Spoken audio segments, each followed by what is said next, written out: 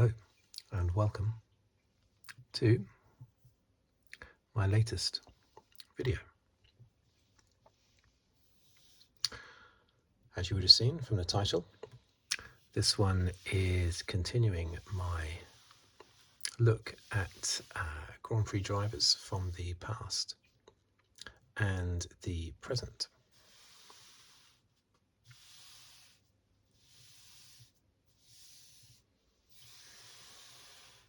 With this one, looking at the present, very much so present driver, Sergio Perez. I'm just trying to think if I've done a driver profile on a present driver before. I did do one on Sebastian Vettel. I did do one on him, but I think that was after he had retired. Same thing with Räikkönen. And I did do one on Jos Verstappen, Max Verstappen's father. Just having a little drink.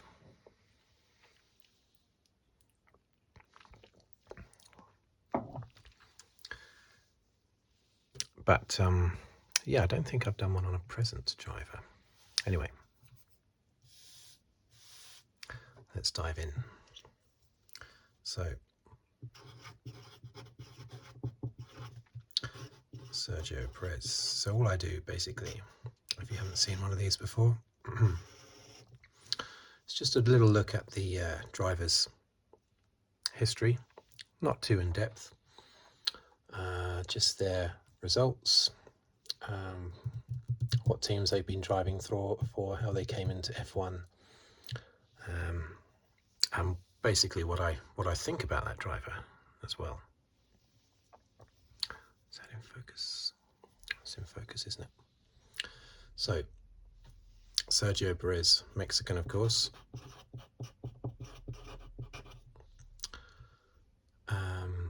Born 26th of January 1990. Wow, 1990s. I say wow, but of course that's actually nearly 10 years older than Lando Norris.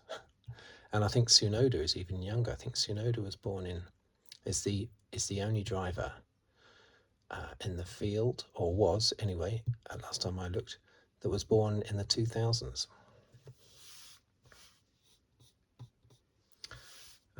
So they would look at Perez and think, what an old fart he is. I look at him, I was born in 71, so I look at him and I think, wow, I remember 1990 well, and he was barely born. Okay, so his results. Now, this is as of, I'll have to put as of here. As of 14th of August, 2023. Now, when I thought about that date earlier, when I was thinking about this video, I suddenly thought, I'll have to mention that's quite an important date. But I'd got it wrong by 2 days. 16th of August, 1992. So in other words, 2 days after this video is recorded, is the 31st anniversary of Nigel Mansell's Formula One World Championship win. He won it at the Hungarian Grand Prix on the 16th of August, 1992, with still about 5 races to go. Anyway, so starts. Race. Now these are the Formula One statistics I'm doing here for now.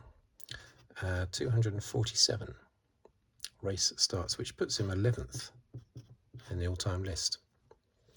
I do actually have some stats here. Let's have a look.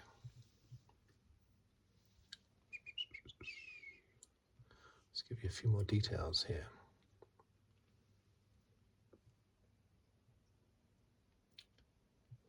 Yeah, so he's actually just behind Jarno Trulli.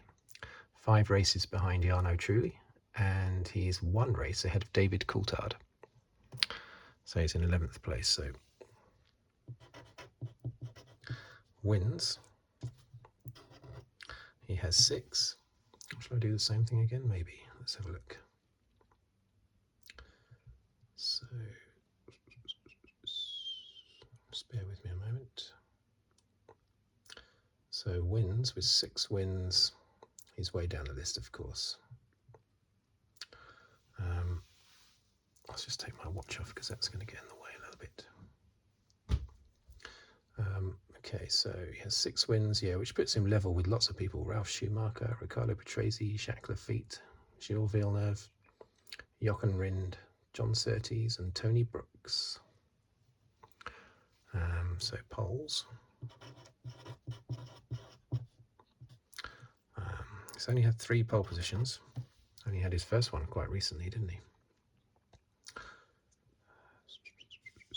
Just bear with me a moment. So 3 pole positions.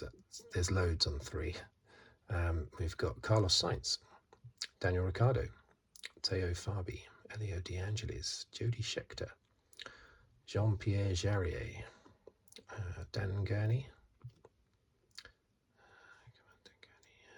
Tony Brooks again, Jose Froilan Gonzalez, Giancarlo Fisichella, Jarno Trulli. Hang a minute. Giancarlo Fisichella and Jarno Trulli are both on 4 pole positions. I got carried away there for a moment. So that's poles. So fastest laps. My pen keeps drying out. Hopefully this is in focus. Let's put it, make sure it definitely is. Now fastest laps. I don't normally do this when doing a profile. I don't normally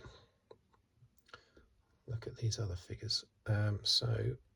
He's just joint with one other person, and that is the 1964 world champion, John Surtees. If you don't count Nigel Mansell, John Surtees was the last British driver to drive in a Ferrari, 1964. Did he also drive in 1965? I can't remember, in a Ferrari. But anyway, you have to go back.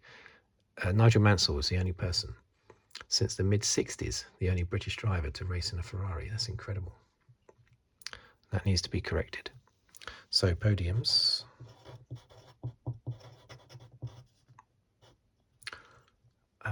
33. And podiums, let's have a look at that. 33, that puts him in, he's in 30th position. Well, actually, you should say he's in equal 28th, really. Along with 2 other drivers, Denny Hulme, 1967 world champion, and Jody Scheckter, 1979 world champion. So he's in good company there. Although it does make him stand out as the only non-world champion on 33 podiums. And laps led, that's the last one I'm going to do.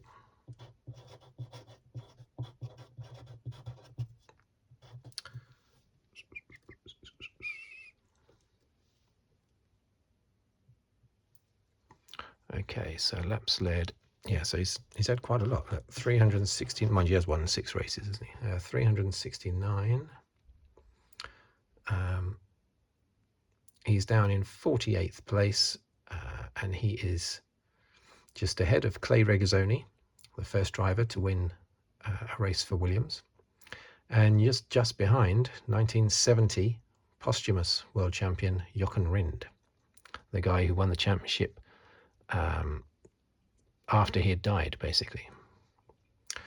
After dying in the 1970 Italian Grand Prix in the practice session, one of the practice sessions. He had such a big lead in the championship, no one was able to catch him. Okay, so that's that done. That was a little bit protracted there, but there we go. So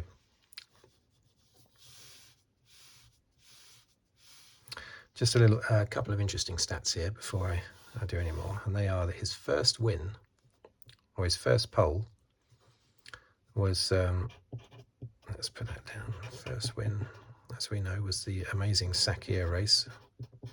Should have been a Mercedes win, of course, specifically Russell, but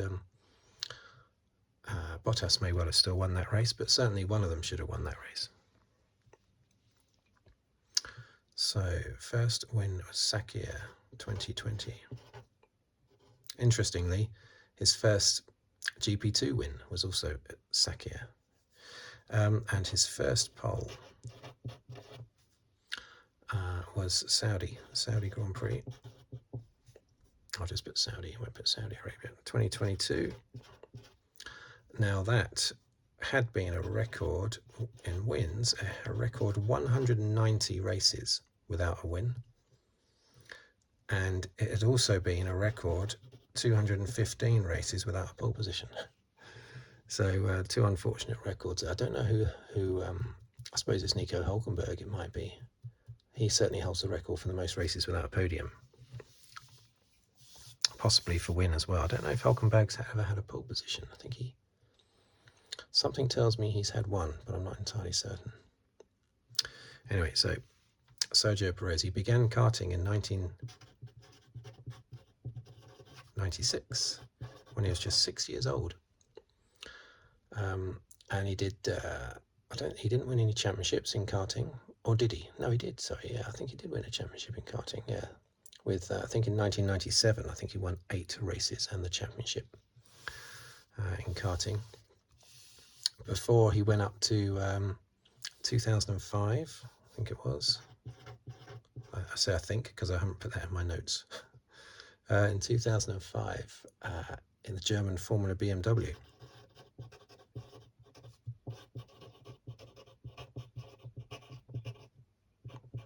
And he did okay there. I think he finished like fourth in the championship or something like that. Nothing spectacular. But then the interesting thing, which I have totally forgotten, I must have, did I notice it at the time? Probably not. No, I wouldn't have done, would I? But in 2006, he apparently took part in one race in the A1 Grand Prix series. Now that is a series I used to watch. I thought it was a bit daft. But it was fun, and there wasn't as much racing on the TV at the time. You didn't get all the practice sessions, all that sort of thing that you get now. So it was just Formula One, the races, IndyCar, and A1 GP. So I did used to watch it, but it was daft. The commentators, I remember John Watson was one of the commentators, and you would mention the drivers, but you would also be saying things like, oh, it's the Netherlands about to overtake Spain, and we've got New Zealand in third place at the moment, and it was just a bit strange, a bit odd, referring to these cars by the nationality of the team. And the other ridiculous thing was that a lot of these teams were actually run by British teams, basically. So you'd get Team Malaysia or Team Singapore or Team China, and yet everyone in the paddock, or everyone working on the car would be British. I found that a little bit pointless and a bit daft, really. But I suppose if you don't do that, it's not going to be a big enough series. There's just going to be British, Italian, German, French, American, maybe Australian. That's about it. That's about it, isn't it? Okay, maybe Dutch. I don't know if the Dutch team actually had personnel working in the paddock. I'm sure they would do now, thanks to the success of Verstappen. Interestingly, one of the most exciting drivers in that championship was Jos Verstappen, racing for Team Netherlands, and he was always doing exciting stuff. Sometimes winning exciting races, but also sometimes finishing races upside down in an exciting way as well. Always exciting though, watching Jos Verstappen. So yeah, 2007, but he only took part in one race, apparently, Perez, for Mexico, and he was only 16 years old, obviously born in 1990, 16 years old. But he was not the youngest person. Apparently he was the third youngest person to have raced in A1 GP, despite only being 16 years old. It's incredible. 2007/8, he was in the British F3, a championship that doesn't exist anymore. And he was the champion in 2007. He won that championship. Well done. It's his only single-seater racing. If you don't count karting, it's his only championship in a racing category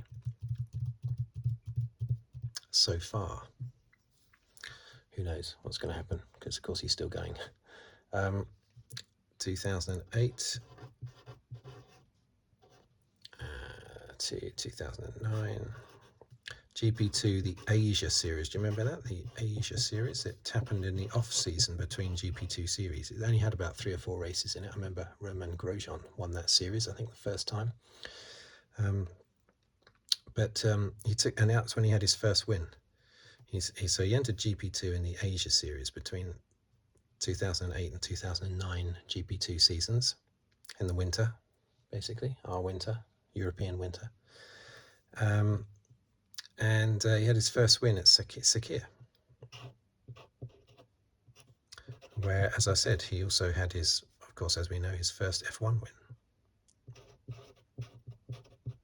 That was a sprint race, apparently, so not quite as important as another race. He then entered in 2009 the GP2 season proper. And interestingly, he raced for Campos Racing initially. I think that was in the GP2 series, but in 2009 he was in Arden, and that was a team that up until 2005 the team principal was Christian Horner. So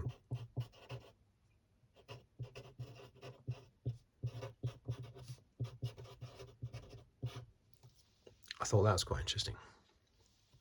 I remember Arden being, I remember Christian Horner coming from Arden to F1. So as soon as I saw that, I had forgotten, but as soon as I saw that he had raced with Arden in 2009, I knew that was Horner's old team straight away. And but of course he wasn't under Horner, because Horner was in F1 by then. 2010. Oops. What have I done there? Okay, it's a little note there. 2010. I think he was with Arden still, but anyway, he had 5 wins and was second in the championship, second to Maldonado. Yeah, I remember Maldonado being champion after he'd been in GP2 for a number of years. I always think if it takes a driver 3 or 4 years to win the championship, they're not really good enough for Formula One. You have to sort of like hit GP2 or F2 now, win it in one season, boom, then you're good enough to skip into Formula One, you know. So 2011 onwards, of course, was F1. And he was at Sauber. He was the first Mexican driver since Hector Rabac.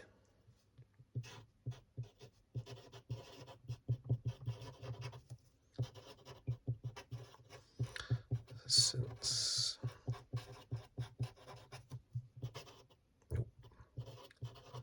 Babac, I'm writing there for some reason. Oh, Hector Babagu, I'm about to write instead of Hector Rabac. Oh dear, oh dear. Since Hector Rabac, that says, in between 1977 and 1981. I do remember Hector Rabac. I didn't remember that he was Mexican. Okay, so first Mexican driver in F1 since then. And yeah, so his 6 wins up here. Mexico as a country has won 8 wins, the other 2 being by, well, I think both by Pedro Rodriguez. There were 2 drivers, Pedro and Ricciardo. Did they win 1 each? Or did one of them win? I know Pedro definitely won 1, because Perez's first win, Sakir Grand Prix in Bahrain in 2020, was the first win since Pedro Rodriguez. Let's put that in there actually. First Mexican win.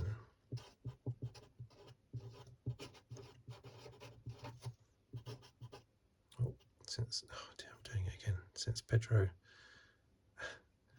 Rodriguez, Belgium, 1970. A bit messy, but there you go. Yeah, so first Mexican win since Pedro Rodriguez, Belgium 1970. And so I think Pedro was the older driver, wasn't he? Maybe. I think Pedro won 2 races. But anyway, so Mexico as a whole have won 8 now. So 2012, in 2011 he was okay in Sauber. I think his best result was 7th or something like that. So 2012 he was at Sauber again. And the great thing there is that he had that fantastic race in Malaysia, didn't he? Second in Malaysia too. Well, actually, he was second in Malaysia, then he was third in Canada. This is all in a Sauber. And second in Italy. Fantastic year. Perez's best year in Formula One, in my opinion, 2012. I remember that Malaysian Grand Prix, Alonso being hounded at the end, Perez closing him down. I think Perez had held the lead at one point. But Alonso in his Ferrari had the lead with just a few laps to go. Perez got it down to just half a second behind with about 2 laps to go. He wasn't so much faster that it was a foregone conclusion. He was going to overtake, but there was a good chance of it. But then he went wide. I remember, I can picture the bend in my mind when he went wide. Off into I don't think it was gravel, may have just been asphalt, but it was enough to lose him a few seconds. And therefore he was never going to be able to get back up to Alonso then. And he finished 2.5 seconds behind Alonso. But it was an amazing, it was like, I remember thinking at the time, it was like Senna in the 1984 Monaco Grand Prix when he was closing on Prost until the rain stopped the Monaco Grand Prix in 1984, giving the win to Prost and half points. And as I've said before, had the race continued to the finish and Senna had passed Prost, yes, Prost wouldn't have won the race, but he would have got 6 points for second place instead of 4.5 points for the half points race because it had stopped during the rain. A 1.5 point difference, and he lost the championship that year to Lauda by 0.5 point. So it would have actually benefited Prost if he had gone the full distance and Senna had got past him to win. Anyway, so it reminded me of that Malaysian Grand Prix. That was a very fine race, that was. I can't remember much about Canada or Italy. In fact, I'd completely forgotten that he'd finished 3rd in Canada. I remember he'd finished 2nd in Italy. So I remembered his 2 second places, but I've completely forgotten his 3rd. But yeah, that was incredible, that Malaysian Grand Prix. 2013, of course, we had Hamilton moves away from McLaren. And because of that, Perez goes in. Now, I remember a lot of people sort of saying, oh, is that the right move for Perez? Is that too early? I didn't think so. I thought he would be great. And I think he was okay. I think he was pretty level with Button. There were a few accusations of aggressiveness towards Button on the track. I remember that. I remember Button being a little bit, disciplining Perez every now and again because apparently he was getting a little bit too feisty with Jensen. I think that was just Button wanting to keep him in his place, basically.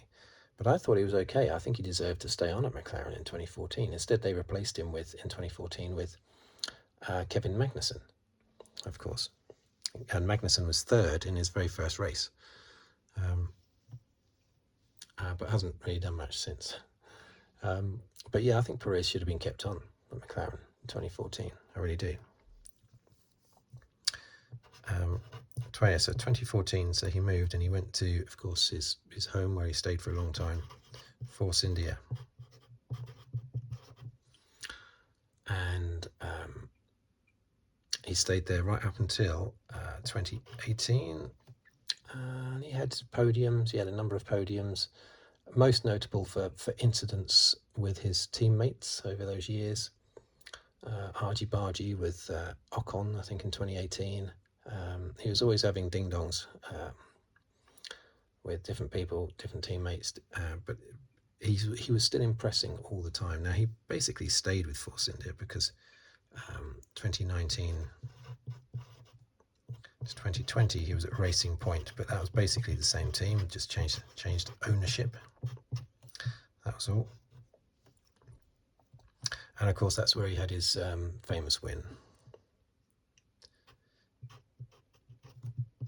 First at the Sauber Grand Prix, which was an amazing race where at the beginning Perez had had a coming together with Leclerc. Leclerc had had an accident and took Perez out, basically, which Leclerc completely admitted to afterwards. He was very decent afterwards, Leclerc, and Perez got back onto the track in last place, had to come into the pits, change some things in the pits, came out miles behind in last place, but of course I think it enabled him to maybe change his tyres on that pit stop. I can't remember. Anyway, but he drove fantastically well, charging through the field. Should have finished third, but due to Mercedes tripping over themselves unbelievably, I think that's the biggest mistake I've ever seen Mercedes make. Basically, it's unbelievable, that mistake with the tyres, giving Bottas Russell's tyres and giving Russell Bottas's tyres or something like that.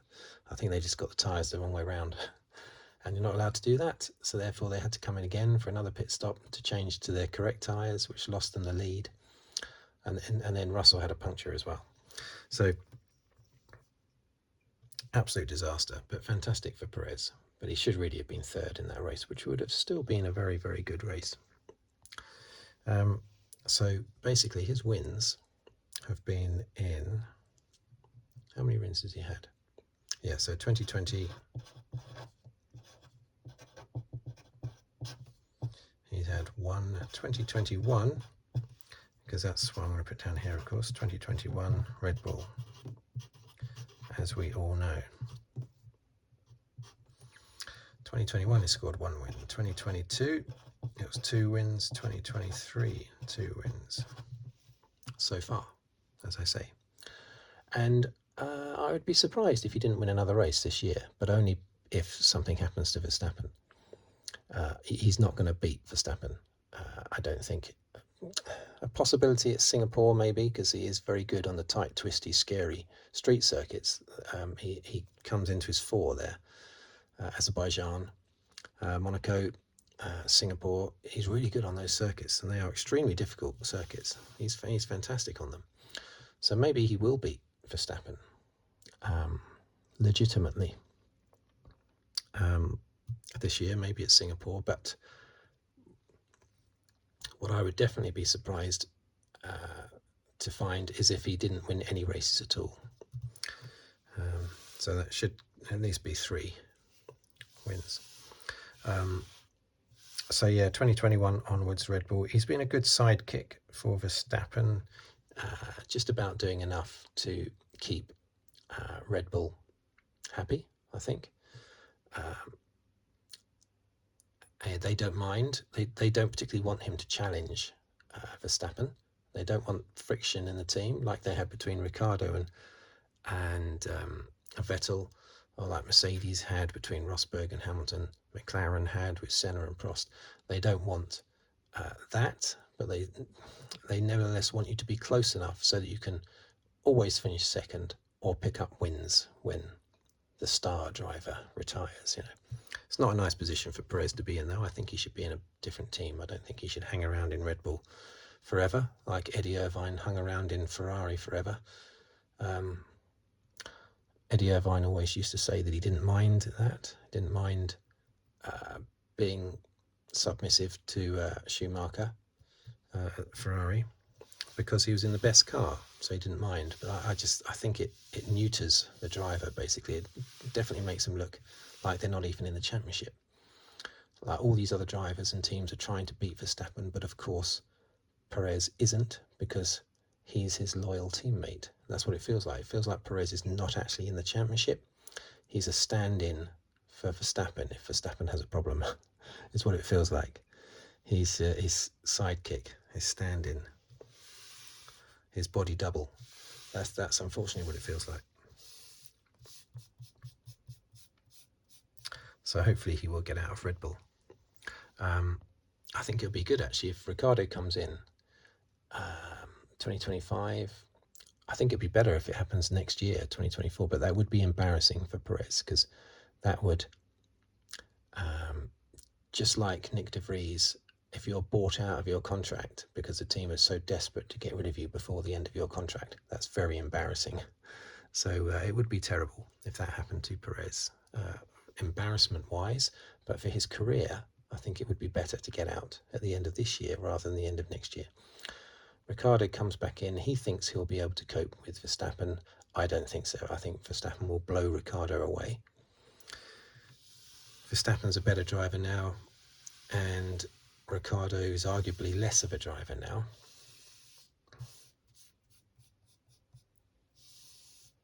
Arguably, I have to say. But I'd be surprised if Ricciardo is as good as he was when he was last in a Red Bull. And then Perez can. Thing is though, where would Perez go? I mean, the obvious thing is down to AlphaTauri, but how embarrassing is that? That's Daniel Kvyat, isn't it? You don't want to go down to the junior team.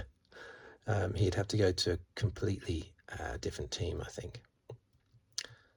One where he's not going to be completely submissive to a number one. But I don't know what team that could be. It's tricky for Perez. Anyway, so there you go. That's my little rundown of Perez. A nice guy. Always comes. I don't know him in person, of course, but he always comes across as quite a friendly, nice, simple chap. As simple as you can be when you're clearly from probably quite a rich family. I assume from quite a rich Mexican family. But yeah, he just comes across as quite a straightforward guy. So, thank you for watching. Thank you for listening. I don't know if this will be released. This might be released very close to when I've recorded it on the 14th of August, or I might wait a bit. I've got a bit of a queue of videos lined up for release. I might have this jump the queue so that it's before the season resumes at the Dutch Grand Prix. Anyway, thank you for watching. Thank you for listening. If you'd like to subscribe, please do so. Like the video or comment, anything like that. And I will see you on the very next video, hopefully. Thank you very much. And goodbye.